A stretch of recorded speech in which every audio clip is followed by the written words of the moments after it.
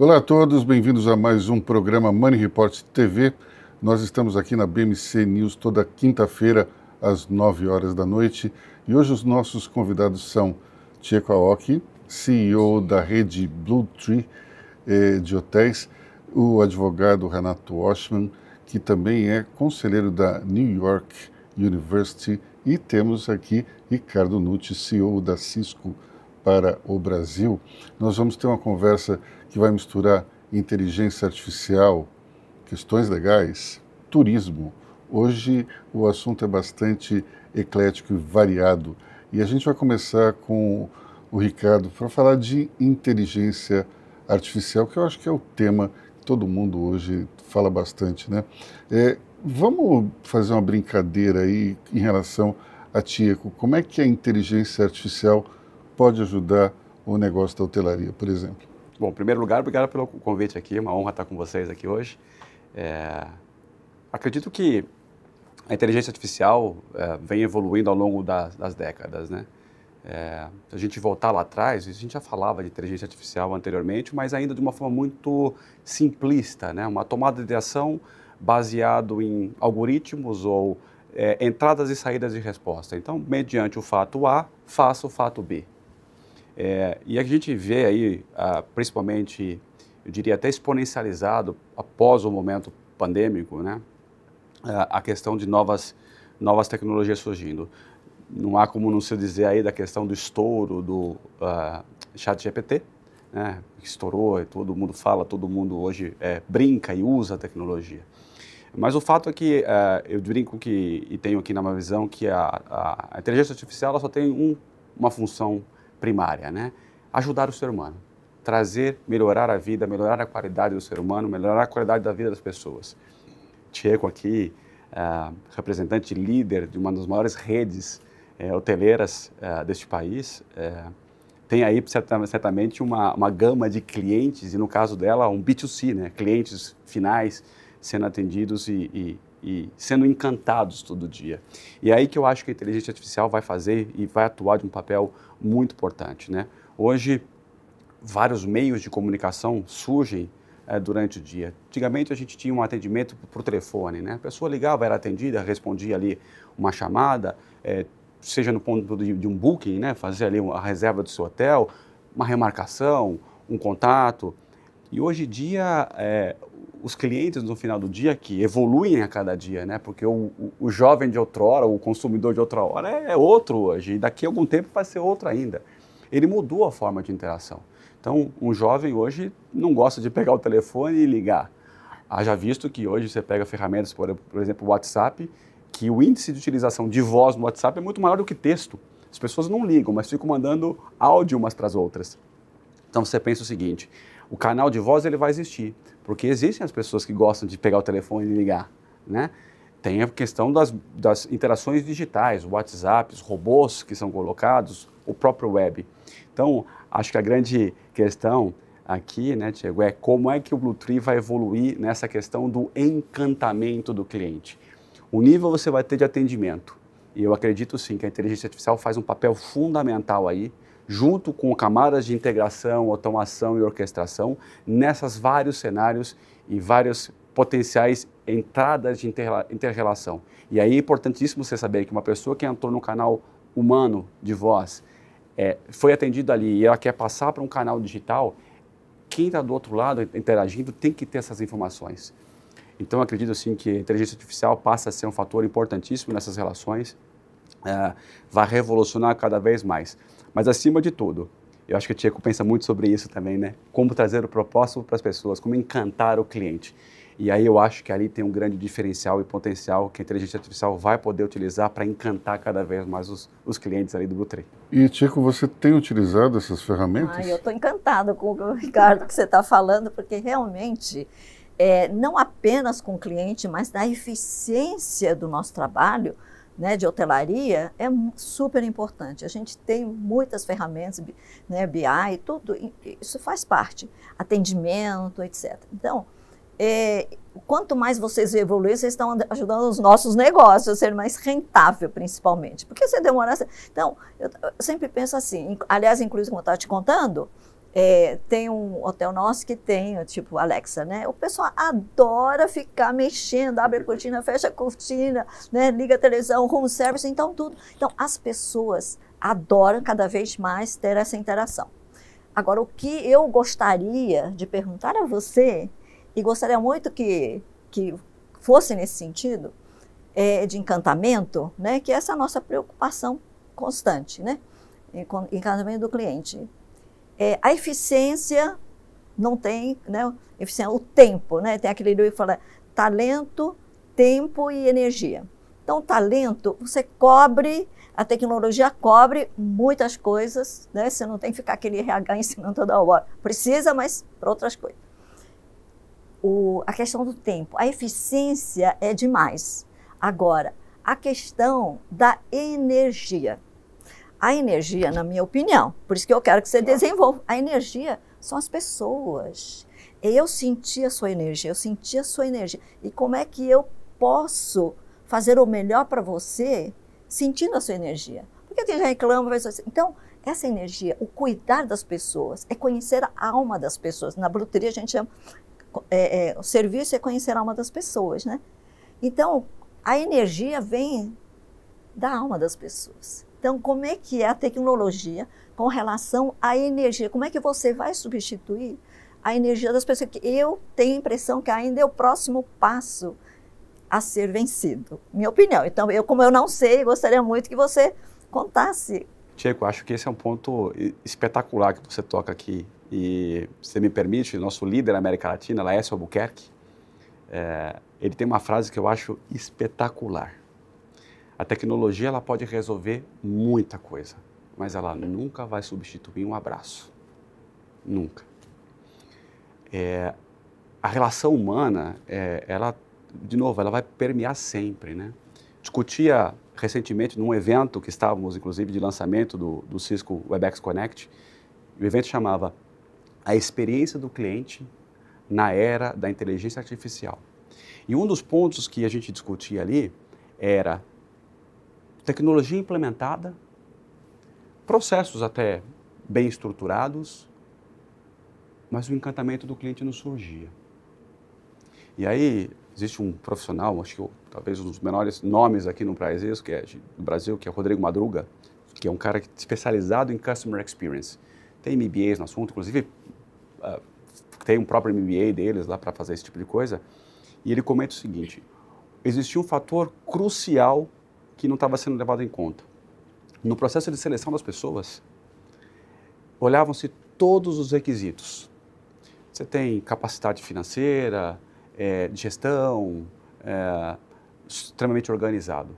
Mas as pessoas que tinham a linha de frente de atendimento, de relação com os clientes, não se validava se ela tinha uma questão simples: empatia. Você tem empatia? Você gosta de lidar? Tem pessoas que falam, não, eu sou uma pessoa mais reservada, eu não gosto, eu não sou. E não se avaliava isso. Então, Tcheco, eu acredito sim que, de novo, a tecnologia ela vai sempre apoiar. Ela é talvez uma ponte, ela é um apoiador transformacional, mas ela nunca vai ser 100% a solução, porque a capacidade do ser humano sempre vai estar à frente de tudo. Né? Sempre vai estar à frente de tudo. Senão eu vou perder a utilidade, porque eu ensino a alma. Mas tem outro ponto que é talvez a formulação de elementos para que você melhore o teu atendimento. Então, por exemplo, a tecnologia ela não substitui um abraço, como o Ricardo estava falando. É uma frase incrível do Laércio. Mas ela pode dizer, eventualmente, olha, esse tipo de cliente não gosta de abraço. Então, você consegue... Japonês. Por exemplo. Japonês não gosta. Exato. Mas americano, por exemplo, se cumprimenta com abraço. Mas não gosta de beijo. Brasileiro não dá abraço, não cumprimento, mas gosta de beijo. Então, cada um é diferente. Aí que a tecnologia pode ajudar demais. Exatamente. Né? Conhecimento das pessoas. Centrais de atendimento hoje com grande volumetria. Antigamente, por exemplo, você fazia análise por amostras. Se o atendente ali estava sendo gentil, cordial com o cliente, mesmo no momento onde o cliente não esteja com tanta razão assim, ou inclusive ele perdendo a estribeira do outro lado, ainda assim você precisa manter uma linha. Então, antigamente você precisava ter uma interação humana e análises por amostragem. Hoje em dia, não. As centrais de atendimento, por exemplo, com as soluções de inteligência artificial, fazem análise de 100% de tudo. Todos os dados falados em ligação são automaticamente capturados de forma contínua e online, transcritos e análise sentimental, usando inteligência artificial sendo aplicada. De forma que aquele atendente possa ser, de fato, treinado. Não é para tirar ele, para ser demitido, mas para que ele possa ser treinado, caso ele tenha algum desvio, em como atender melhor essa situação. Agora, um ponto de atenção... Precisamos colocar o Renato isso que eu comentar agora, né? Um ponto de reflexão, inclusive já está sendo criado globalmente fóruns para discutir a questão da ética na utilização de inteligência artificial, né? Aí deixa o doutor Fernando comentar um pouquinho a visão. Doutor Renato. Doutor Renato, perdão. Falar sobre o assunto, porque é o papo aí, né? Que é isso. Aloysio, eu queria só primeiro agradecer você ter me deixado para o fim para falar, porque aí eu estou aprendendo demais com a Tieco e com o Ricardo. Então, eu tenho esse benefício aqui já de início. Vocês estavam falando e eu tenho um conceito que tem uma definição de inovação incremental, que é vamos dizer, tem várias definições de inovação, que tem disruptiva, tem aquelas mais radicais. A incremental é uma que você faz com o tempo, de acordo com as necessidades. E eu acho que essa é a melhor que tem, porque a gente tem uma transformação radical, se torna muito difícil, em todos os setores. E a Tieco tocou num ponto que é a questão da relação humana, que para mim é uma coisa muito importante. Eu acho que todos nós aqui somos área de serviço, nós temos um viés um pouco mais humano, porque a gente trata mais com pessoas, diferente de outros setores. E aqui é um ponto que eu acho que é bem relevante. Primeiro, queria dizer que na parte jurídica, é uma vantagem tremenda da inteligência artificial, ajuda muito, e posso destacar 2 pontos que eu acho que são importantes. O primeiro é de acesso a todos, uma pessoa, até a população mais carente, de não ter acesso à justiça, vai ter mais acesso, né, porque essas coisas são mais fáceis. Eu acho que vai facilitar até esse acúmulo de ações no judiciário, vão ter ferramentas, já tem ferramentas, vão ter mais ainda, né? Obviamente tem algumas ferramentas, como para mim, eu acho que é importante, em alguns casos eu vi que já estão mais evoluídas, mas eu acho que é uma coisa que tem que se tomar um determinado cuidado, que é no caso das decisões, né? Até porque isso depende um pouco de país para país. Aqui, desculpe ser um pouco técnico, mas, por exemplo, nos Estados Unidos a gente tem um regime jurídico que trata que todas as decisões judiciais, elas prevalecem em relação à lei. Então, é o princípio da common law. Então, é muito fácil de você levantar sobre determinado assunto qual foi a última decisão e qual a que prevalece. Então, o juiz pode tomar isso como base. E antes era tudo no livro, né? As pessoas tinham que procurar nos arquivos. Procurar nos arquivos qual era a decisão jurisprudência, né? Jurisprudência. Famosa jurisprudência. No Brasil, nós temos o regime que é o estatutório, que é o da lei, né? Então, em alguns casos, nós vamos ter que recorrer à lei. Então, eu tenho uma certa resistência de aceitar que toda decisão pode ser feita por inteligência artificial. Agora, eu queria te colocar numa situação hipotética. Num julgamento, o promotor e o defensor com a sua inteligência artificial, analisando o decorrer do julgamento e, digamos, as expressões faciais dos jurados. Esse é o segundo, Luiz, eu acho que você está com a inteligência artificial, para você ler o meu pensamento, eu acho que você já estava preparado. O segundo ponto, e que é uma coisa, que é uma ferramenta, enfim, que eu uso muito na minha profissão e pelo que eu faço na parte de negociação, que como dizia o Tancredo Neves, a gente não entra em reunião sem saber o resultado, né? Então, a gente tem que analisar a contraparte antes. Você vai ter uma reunião, você não pode entrar em qualquer reunião sem pensar onde ele estudou, qual é a formação dele, qual é a linha de... né, o behavior, quer dizer, o comportamento dele, né? Então, a inteligência artificial vai ajudar muito em relação a isso. Porque hoje a gente faz um trabalho meio braçal. Às vezes, hoje nem tanto, porque hoje tem um Google para você acessar, mas antigamente a gente ligava para algum colega, ou ligava para alguém e disse, você conhece o fulano? Como é que é o perfil dele? E aí você obtinha informação. Isso foi um vício que eu fui tomando na profissão e que me ajuda muito. E eu não consigo entrar numa reunião sem analisar quem é a minha contraparte. né?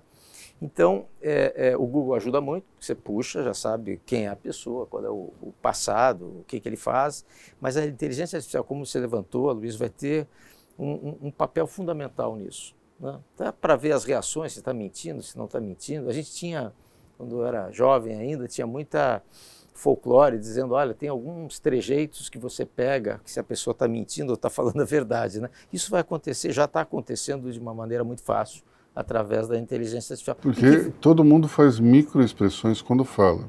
E a gente não tem exatamente esse treino. Mas, como você falou, tem trejeitos que são muito simples. Apontar para um lado e falar para o outro é um sinal claro de mentira. Isso, aliás, foi o que o ex-presidente Bill Clinton fez quando questionado se ele tinha tido um relacionamento com Mônica Lewinsky. Ele falou assim, no. Não tinha. Então, isso ajuda muito e eu acho que a gente já tem exemplos, né? Não vem a ser assim inteligência artificial, mas algo que ajudou muito com toda essa tecnologia, né? A própria, uma coisa simples que nos ajudou muito, a assinatura digital. Sim, é uma coisa simples. Nós tínhamos que levar o cartório, muito, né? carimbar, pagar um selo, aí a assinatura já não batia muito com aquela. Então a gente passava um trabalho em relação a isso, haviam inúmeras ações de anulação de atos jurídicos, de contratos, justificando que aquela não era assinatura. Então, isso é uma coisa, ninguém fala, mas foi um grande avanço. Eu já tive, agora, se me permitir, a justiça brasileira tem evoluído demais, né? E para mim é uma grande evolução, porque é um setor, né, mais retraído a novas coisas, a uma visão de... Mas tem tido uma evolução no judiciário que eu acho muito interessante, né? Você pega o tribunal ali do Rio Grande do Sul, por exemplo, hoje, ele já está com as audiências digitais e com a inteligência artificial sendo aplicada. Então, hoje você vai para uma audiência, inclusive pode ser feito em local ou remotamente, dali no final já sai tudo transcrito, inclusive com análises, resumos, com a identificação com a inteligência artificial, que eu sou Ricardo Muti, o doutor é o doutor, o Luiz é o doutor, ele consegue saber quem é quem é. Então, assim, é uma evolução estrondosa, porque eu me lembro de uma reclamação do judiciário dizendo assim, que nos dá trabalho é você, ao final de um processo, ao final de uma audiência, ter que ler tudo, são várias pessoas escutando tudo de novo, tendo que transcrever tudo à mão. E aí tem aquela questão do humano, né? Um escuta a catraca de caminhão e o outro entende conhaque de alcatrão. Somos humanos. Então a evolução... Eu queria fazer uma pergunta para o doutor Renato, posso? Claro, mas rapidinho. Antes deixa eu só falar uma coisa. Essa confusão do conhaque de alcatrão, os softwares também fazem, viu? Vamos lá. Eu sempre penso na alma das pessoas, no sentimento das pessoas. Eu ajudo no Grupo Mulheres do Brasil, sou líder na violência, contra a violência às mulheres. E aí, pela nossa experiência, as mulheres apanham, vão na delegacia, estão tão desvairadas que nem o BO faz direito, não consegue, atrapalha-se tudo. E aí é prejudicada no julgamento porque não tem BO bem feito. Então, nós estamos primeiro colocando um lugar para ela se acalmar, a gente empodera ela e depois chama uma pessoa, o auxiliar assim do advogado, né, jovem, que consegue escrever o BO para ela junto com ela. Então, quando a pessoa não tem esse processo, aquilo que ela falou passa para o julgamento, enfim. E aí tem resultados totalmente contrários ao que de fato aconteceu. Como é que a gente pode, por exemplo, a inteligência artificial poderia ajudar nisso? Porque o nosso foco é que a verdade seja verdade e não distorcida, que acontece que ela mesma começa a se atrapalhar. Isso eu acho que é um bom ponto, Tcheco. E o que acontece? As causas, né, e as discussões, elas são muito baseadas em circunstâncias. Essa que é a realidade. E a forma que a pessoa traz a circunstância que ela passou é muito importante. Então, o boletim de ocorrência que acontece, né, e que hoje evoluiu bastante, né, ele pode ter uma outra fase do processo depois, que é o depoimento da pessoa que foi prejudicada, assim como o outro que vai se defender. Isso faz parte desse processo, né? Mas eu acho que a inteligência artificial pode ajudar, assim como o exemplo que o Aloysio deu, de analisar o comportamento numa audiência, pode analisar numa situação como essa. Por exemplo, a inteligência artificial, quando fizer o seu depoimento num simples boletim de ocorrência, conseguir captar o estado que a pessoa está, o estado emocional que a pessoa está, né? Então, uma coisa é a pessoa fazer um depoimento tranquilo, ou até, como acontece muitas vezes, um depoimento montado, que é um depoimento que foi produzido artificialmente. Isso acontece também, né? Qualquer um dos lados. Então, se a gente tiver, pela inteligência artificial, conseguir verificar o lado emocional da pessoa, que com certeza isso é o que o Luiz estava levantando, isso vai ajudar muito. Porque se você tem alguns elementos que fazem parte desse boletim de ocorrência, como horário que a pessoa chegou, por exemplo, né? Comportamento, estava nervosa, se não estava nervosa, estava agitada, né? Outra coisa que é uma coisa importante, o grau de sofisticação ou não da forma que a pessoa fala, para ver o nível intelectual da pessoa, porque às vezes a pessoa não tem um nível intelectual tão grande, tem a sua razão, mas não consegue transmitir. Ela não consegue transmitir. Tem gente que tem um nível intelectual muito alto, que é o que acontece em muitas audiências, inclusive de arbitragem que a gente faz. A pessoa tem um nível intelectual muito alto, então ela tem um poder de convencimento, de argumentação muito maior. Imagina quando a inteligência artificial estiver ligada, por exemplo, a sensores. E daí o sensor vai dizer, está com batimento cardíaco em tanto, pressão de tanto, a respiração está assim, e isso pode também ajudar a confirmar a veracidade ou não. Perfeito. Uma coisa que eu não tinha pensado, você trouxe um elemento que eu acho que faz sentido em relação até ao que a Diego está falando, que é o seguinte, por exemplo, entra numa audiência, né? Por que não a inteligência artificial verifica como é o batimento cardíaco antes de começar essa audiência e ao longo da audiência? Então, vai ter uma curva. E para sentir, por exemplo, muitas vezes essa curva pode ser, vamos dizer, retilínea, porque a pessoa é uma pessoa fria e tem a ver lá do início da argumentação da outra parte. Por exemplo, foi agredida, né? Uma mulher foi agredida, enfim e tal, e ela alega que, e o marido, enfim, vai negar isso. Lá na frente, a inteligência artificial pode constatar que ele é efetivamente uma pessoa muito fria e que a curva dele de emoção ou alguma coisa nesse sentido, ela não é afetada. Então, é um ponto importante, são coisas que vai se agregando, né? Então, que essa que eu falei, que é a inovação incremental, que você vai indo passo a passo e não disruptiva ou radical. Mas eu preciso urgente, Ricardo, de uma tecnologia que ajude, porque já aumentou 28% no estado. Você acredita, por exemplo, incrível. Não, mas é crítico, é muito crítico. Sim, é triste, né? Imagina. Eu vim de uma família matriarcal, né? Minha mãe sempre foi a líder da minha casa. Já de gerações. Muitas famílias ultimamente. Eu não consigo imaginar uma mãe sendo agredida. Enfim, mas acontece demais. Uma outra ideia aqui, e aí, obviamente, tudo é baseado também na visão de autorização do outro lado, né? Mas uma coisa interessantíssima, por exemplo, uma mulher que vai fazer um boletim de ocorrência, por que ela não poderia fazer esse boletim de ocorrência com um vídeo? Por que não? Como assim? Ela fala assim, uma você não precisa casa dela, nada. você diz. Conta um pouco. Mas ela não consegue sair, ela tem que fugir de casa. Não, mas né? ela passa por um momento. Em vez de ela dar o depoimento, ela gravar o depoimento. Ela gravar, para ter certeza que ela está sendo compreendida, porque você consegue fazer uma análise, por exemplo, se ela está realmente fora. Agora, do outro lado, eu acredito também que não poderia ser feito de forma online.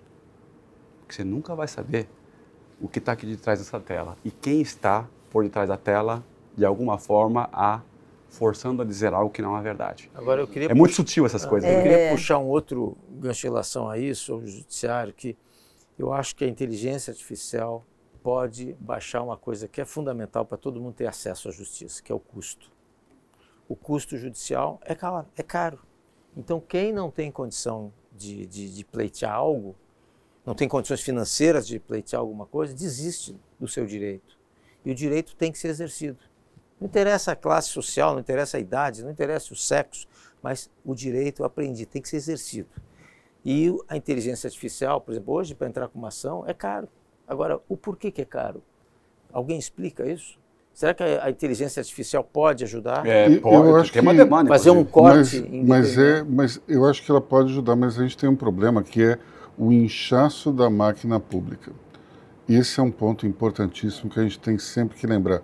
É um Estado extremamente inchado e isso não é somente no Executivo, é no Legislativo e é no Judiciário também. Então você tem que pagar essa máquina. Mas a demanda é muito grande também, viu? Eu acho que isso vale, esse comentário, Luiz, vale em todas as situações. Eu vi uma entrevista do Yuval Harari que ele fala muito sobre isso. Será que a inteligência artificial, com o tempo, as pessoas vão perder profissões? Será que elas vão deixar? Então, por exemplo, a pessoa que é o escrivão, né? Ele vai perder essa profissão? Ele talvez perca essa profissão. E aí a máquina vai desinchar. Mas ele vai conseguir um outro emprego. Ele vai voltar, ele vai mais facilmente, pela inteligência artificial, ele vai se aprimorar em outra área. Vai ser empreendedor. Mas deixa eu te falar uma coisa. Tem um livro, foi escrito há uns 20 anos atrás, chama Visões do Futuro, né? Michio Kaku, que é meio físico meio doido. E aí ele fala que uma das profissões que nunca vão, uma das profissões que não vai nunca acabar, é ligada a entretenimento, a lazer e a alegria. Porque faz parte do ser humano se inventar para ser feliz. É uma necessidade higiênica, quase. Exatamente. Porque essas funções não podem acabar. A gente vê que no passado as pessoas se juntavam para fazer festas, para dançar. Você vê que toda cultura tem danças. Você né? sabe que o primeiro negócio do Elon Musk foi organizar festas? Então. Vejam que depois da pandemia... Então, todos nós devemos pensar em turismo e entretenimento. Eu queria chegar. Depois da pandemia, qual é o setor que mais cresceu? Turismo em eventos, né? Chico, já que a gente está falando de inteligência artificial, eu queria levar a nossa conversa aqui para um lado que pode ser um tanto quanto inusitado, que é o seguinte. A minha opinião é que a língua japonesa ela tem uma inteligência artificial embebida. Por quê? E quando uma pessoa fala, você ouve pelas inflexões, você sabe se é homem ou mulher, isso evidentemente pelo tom também. Mas as mulheres usam um tipo de inflexão e os homens outro. Você sabe se ela é do interior, se ela é da cidade, você sabe se ela tem um diploma universitário ou não. Você tem um monte de informações que estão contidas no discurso. Conta pra gente como é que é isso. Por quê? O Japão é um país pequeno e todos vivem em coletividade. Não sei se você sabe que a cultura ocidental, você é importante. Então você tem que falar, eu sei, eu não, eu sou isso, eu sou aquilo. Cultura ocidental. A cultura japonesa, você pode ver o japonês ficar quieto. Você não pode dizer que eu sei, você sabe, porque nós sabemos.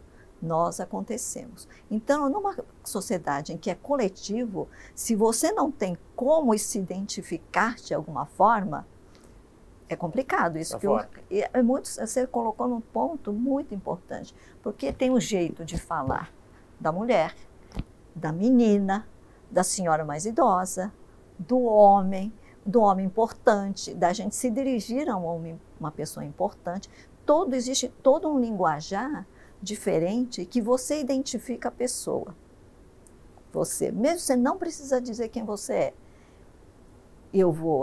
Se eu entender, eu vou me dirigir a você e tal. Então você vai ver que existem fórmulas meio inteligência artificial que a gente, né? Então, é preciso quando a gente vive coletivamente. Mas também isso não é fácil. Tanto que não é fácil, como eu estava falando antes, o japonês, quando não entende o outro, que é muito difícil nessa complexidade dos iguais, mas diferenciados, você começa a excluir. Porque se eu não me dirijo a você de uma forma correta, eu vou ser excluído. A sociedade japonesa não é fácil também. E por isso as pessoas ficam em casa, e no Japão agora tem sociedade 5.0, que é a tecnologia voltada às pessoas, só pessoas, inclusão das pessoas, está tentando tirar essas pessoas de casa, Então, e começa com bichinhos, tal, que começam a interagir, inteligência artificial, para fazer com que a pessoa converse com outras pessoas de uma forma um pouco mais aberta, porque na sociedade você não pode se abrir tanto. É como se fosse um Siri, Alexa, isso, mas na Alexa, casa das pessoas. Conversa com a pessoa, vai treinando a pessoa a sociabilizar de novo, porque é tão confuso. Você imagina, e eu tenho que me dirigir a você de um jeito, para você do outro jeito. Por isso que todo japonês fica quieto, porque é melhor você não errar. Sim. Então, mas eu acho essa tecnologia de inclusão, que inclusive é a inclusão de tudo, pessoas com deficiências, todos os tipos, inclusive pessoas de idade. Né? Como é que os jovens que não conseguem se adaptar à sociedade, então eles têm uma tecnologia, sei lá, tem bichinhos, tem livros, sei lá o quê, que tudo é inteligência artificial. Uma pergunta meio boba, mas talvez você consiga explicar para a gente de uma forma assim mais simples, mas todos os algoritmos, os códigos, eles são escritos numericamente, não é isso? Sim, na verdade aquilo é convertido numericamente depois, né? O que vai ser mudado em breve, né? Ainda mais quando você entra nessa era de quântica. Tá. Aí já é outro... Mas a minha pergunta é a seguinte, você tem um código em números que ele é aplicado a situações e normalmente essa situação se traduz no nosso alfabeto. E no caso do alfabeto japonês ou do cirílico, como é que faz? Tem que ter uma ponte para entender? A questão de... Hoje você tem a questão de machine learning, e aí você tem toda a parte das ferramentas de entendimento e análise de linguagem natural. Aqui é uma grande evolução também, né? O que significa você ter a capacidade de entendimento e captura das informações independente da língua que se fala. Então, do ponto de vista por detrás dos panos, a estrutura é muito parecida, mas você tem uma camada linguística necessária e sendo adaptada a cada dia. Não precisa ir para o Japão, não. O português do Brasil não é o mesmo que o português de Portugal. Esse país tem uma coisa espetacular, do norte ao sul se fala português. Agora, cada local tem a sua acentuação, sua atenuação, sua tônica. Palavras que ao norte do país têm a função superlativa, no sul do país é uma ofensa. É um palavrão. Eu queria fazer vocês estão falando, é tão interessante ouvir vocês. Eu acho que tem uma questão que o Tiago falou um pouco, que é esse complemento, vamos dizer, humano que as pessoas não têm em alguns determinados locais ou até na sociedade, e que é importante isso, né? O ponto aqui, Ricardo, que me chama a atenção é o seguinte: nós estamos falando aqui num assunto que para nós ele é um assunto normal já, de dia a dia, tá? Como é que as pessoas, que isso é uma coisa que eu luto muito, né? Como, por exemplo, acesso à justiça, baixar o custo, essas coisas. Como é que todas as pessoas vão ter acesso a isso, né? Como é que a gente vai conseguir expandir a todos isso? Que é a coisa mais importante, senão isso vai se tornar algo elitizado, que não pode acontecer. Se isso se tornar algo elitizado, nós vamos ter um problema pior na sociedade. Isso é uma coisa que me põe muito a pensar. E uma questão que eu vejo, por exemplo, que a Tia estava falando e que para mim, na minha profissão, é muito importante, que é a análise das pessoas, né? A análise das pessoas. Hoje, pouca gente tem acesso a entender isso. Não é nem o acesso a saber como é a outra pessoa, mas por exemplo, evitar essas brigas entre homem e mulher, ou sei lá o quê, saber entender o outro, né? Então, eu acho que a inteligência artificial ela tem que trabalhar também, porque a coisa vai indo mais exponencial, que depois para buscar é muito difícil. Não só por conhecimento, para mim também, a gente está sendo atropelado por tudo isso, né? Então, como é que para todas as pessoas possam ter acesso, porque a sociedade já tem que caminhar junta nesse negócio. E se tivesse uma inteligência artificial que unisse as pessoas, fazesse uma sociedade muito mais... A gente já está, de alguma forma, unido, mas não está realmente conectado. Aliás, a gente está conectado, mas não está unido. E quando você Isso é um ponto importantíssimo. não tem guerra, você não tem briga, quando há uma, né, essa união mesmo, assim, espiritual e emocional. Antes de voltar à discussão, eu só queria dizer o seguinte: o propósito do capitalismo é sempre democratizar o acesso. Quando você olha, por exemplo, o que aconteceu com o telefone celular, era algo restrito a um número mínimo de pessoas e hoje está na mão de todo mundo. Então, a inteligência artificial, eu imagino que ela tenha um caminho semelhante. Ou mesmo quando você citou Yuval Harari, que fala, por exemplo, que a preocupação de se criar duas castas de pessoas, né?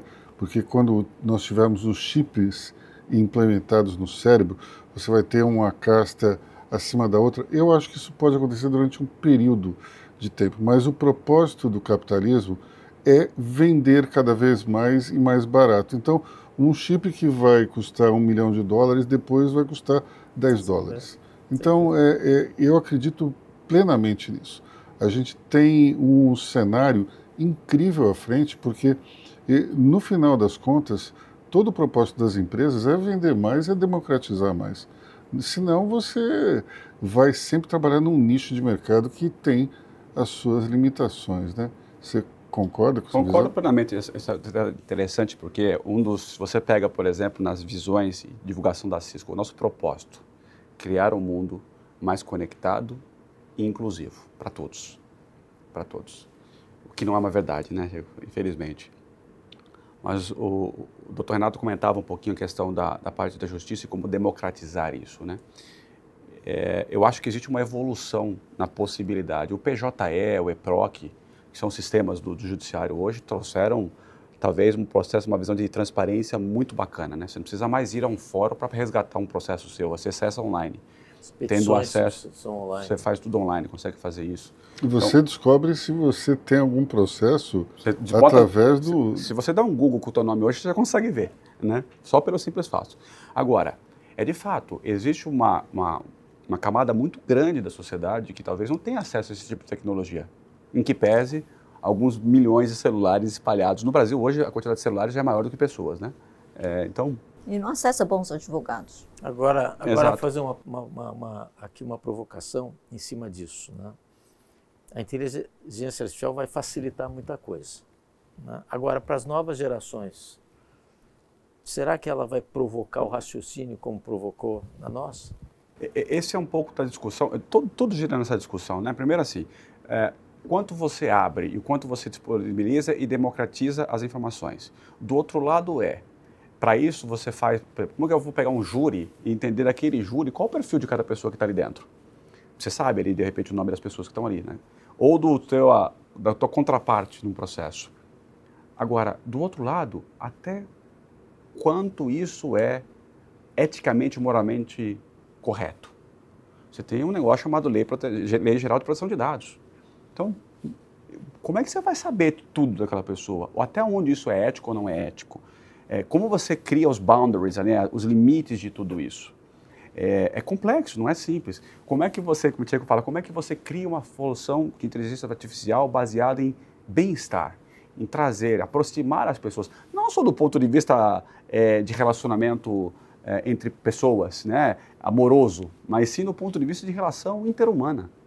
Mas é uma essa evolução discussão muito bacana. Olha, só respondendo a sua pergunta, que a gente tem um método de como criar esse laço entre as pessoas. A primeira coisa uma das coisas que a gente tem como regra, nunca ache que você tem a resposta pela outra pessoa. Você pergunte se a pessoa quer que seja daquele jeito que você está propondo, que o outro pode ser diferente. Então, esse processo de interação, você não pode julgar.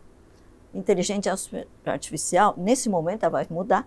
Às vezes julga pelas palavras, enfim, julga. Então, minha equipe, nós somos pessoas. Nós não estamos aqui para julgar ninguém. E somos então, super diferentes uns nós dos outros. Não dá para fazer uma visão o que a gente pode. E para isso a gente dá algumas opções. 3, eu tenho que dar para 3. O que você acha disso? O que você acha disso? Se não quer nenhum, então você pode dar uma outra solução. Até porque a consulta que a gente vai fazer vai depender do nosso raciocínio. e da nossa estratégia. Deixa eu voltar. Mas a vida do preguiçoso é uma preocupação do futuro muito grande, viu, Mas doutor? deixa eu voltar nessa discussão que você abriu e a gente não fechou. Que é tal história.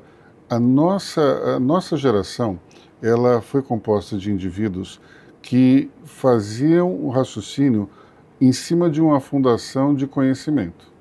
Então, nós adquirimos o conhecimento e a partir daí nós raciocinávamos. Essa geração nova, que já tem acesso a mecanismos de busca, não utiliza tanto conhecimento para raciocinar. E com a inteligência artificial, isso vai ser cada vez mais forte. Agora, imagine se a sua cabeça não tivesse sendo ocupada por tanta informação como ela é. Será que ela não vai pensar de uma maneira mais livre? Será que ela não vai ser mais criativa? A gente ainda não sabe. Esse é um ponto importantíssimo. Você sabe que uma vez eu vi um filme, né? Volta ao Passado. E a pessoa volta. Eu falei, nossa, a gente hoje está tão acostumado a ter todas as informações à mão, se eu voltar no passado, eu vou ser uma ignorante. Vou saber muito menos do que aquelas pessoas que foram adquirindo experiência fazendo as coisas. Eu pensei. Então, eu acho que inteligência artificial, para mim, é fantástico. Resolve um monte de problemas. Mas eu estou ficando burra. Você deu um exemplo, por exemplo, em negociação. Né? Tem uma parte da teoria que fala que chama going to the balcony. Então você pode ter tudo pronto, a inteligência artificial, você conseguiu os elementos e tal. Você tem que parar um pouco. Então fala vai para o terraço e pensa um pouquinho. Fica sozinho e pensa um pouquinho. Porque em muitos momentos você está numa sala de negociação, você está poluído com tanta informação que você tem. Ou você estudou demais o que tinha as coisas, sai um pouco, vai ficar 10 minutos no terraço e pensa para voltar. Então é mais ou menos como você falou, essa teoria não é por acaso e ela é muito importante na vida da gente. Vamos trazer isso para o universo... A gente acha tudo. Vamos trazer isso para o universo da Fórmula 1, por exemplo. Dos anos 50 aos anos 80 ou 90, os carros eram rigorosamente iguais. Eles só mudavam a aparência. Agora, tinha um motor, tinha um câmbio, uma embreagem e um acelerador. Depois foram se colocando alguns elementos tecnológicos.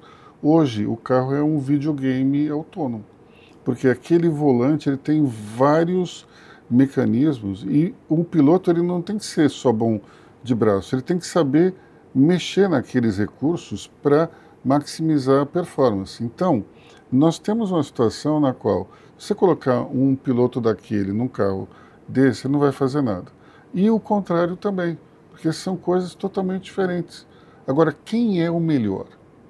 Sabe não dá para a gente que falar. No final, esse teu exemplo é ótimo, porque eu acho que volta ao que o Val Harari falou, talvez essa profissão venha acabar. Porque não vai precisar mais piloto. Se alguém ficar sentado no box, então, e ficar pilotando o carro, você vai ter carro de Fórmula 1 correndo sem piloto. Nós já temos, né? A Cisco, inclusive, tem um protótipo junto com o pessoal dos Estados Unidos, então, na Indy, correndo 100% sozinho. Agora, eu sou um fã inveterado de Fórmula 1, né? Eu era muito jovem quando a Ayrton morreu. Para mim, minha casa é toda Ayrton Senna, meu espaço é todo Ayrton Senna. E eu não sei se você sabe, mas o Tony Kanaan, piloto brasileiro, super famoso também, acabou de se juntar à equipe McLaren, né? Da onde o Senna foi tricampeão. Aliás, apareceu na última transmissão ali do lado do... Isso. Então, o Tony Kanaan acabou de fazer. Ele é piloto de fórmulas e já pegou essa era nova, digital, de troca por borboleta, ajuste e tal. E ele teve a honra de dirigir o carro, a MP4 do Senna, que ele foi tricampeão. Carro totalmente mecânico, carro que tinha basicamente troca manual, extremamente agressivo, sem controle de nada. Então ele fala, olha, se por um lado ali o piloto ele tinha que ter um preparo físico maior, e dependia muito mais do piloto, do ponto de vista de guia, para manter aquele carro na rua. Depois ele pega do Raikkonen também, que é um carro superior, fala que ele é pior ainda para controlar, mas já tinha borboleta. Os novos, ele comenta, existe sim uma facilidade de pilotagem melhor. Agora, a capacidade que o piloto tem de conhecimento é algo tão estrondoso que não dá para afirmar categoricamente que um é melhor do que o outro. Não dá, são dá. coisas totalmente diferentes. São muito diferentes. Mas em termos de inovação, queria falar de algo que eu acho que pouca gente sabe, mas é o seguinte, hoje nós temos não é uma moda, mas é um hábito de frequentar restaurantes japoneses, né? Todo mundo vai aqui e tal. Só que isso, quando a gente volta no passado aqui em São Paulo, era algo que tinha muito no bairro da Liberdade. E você tinha um ou outro restaurante japonês aqui nos Jardins, mas quem mudou esse hábito foi a Tieco. E quando ela abriu o restaurante, o restaurante do Hotel Caesar Park, na Augusta, isso mudou completamente. Como é que foi naquela época que as pessoas não tinham esse hábito? De repente elas começaram a frequentar um restaurante hotel, que era uma coisa também, hoje é comum, mas naquela época não era muito normal. Como é que foi essa inovação? Porque eu queria que as pessoas vissem que São Paulo era um grande mercado, só conheciam o restaurante japonês simples na Liberdade. Eu queria mostrar que tem muita mais variedade e que todas as pessoas, né, que gostam também de restaurante mais luxuoso pudessem provar. Então eu trouxe o melhor restaurante japonês para cá, para eles ensinarem os nossos chefes. E foi um sucesso, né? E depois, mais tarde, criei a versão mais, mais fast food, que foi no Shopping Morumbi, que eu criei o Bento Box. Eu criei o Bento Box porque todo mundo, um pedia tempura, outro pedia isso, pedia aquilo. Dava um trabalho danado e eu entrava na cozinha. Aí coloquei todos no mesmo prato. Quem pedisse já vai isso aí. Então, a comida japonesa, para mim, foi o início de inovação. Porque não existia, e eu vi que você não acredita que a pessoa falava assim, não, ninguém gosta de comida japonesa, porque ninguém comia. Eu falei, não, mas comida é saudável, você vender que é saudável. E aí foi que passou para o Rio de Janeiro e tal, e todo hotel que eu abria, depois disso, tinha restaurante japonês. Hoje tem em Fortaleza, né, que hoje não é, os proprietários mesmo estão administrando, lá tem a Marquise, tem um restaurante japonês.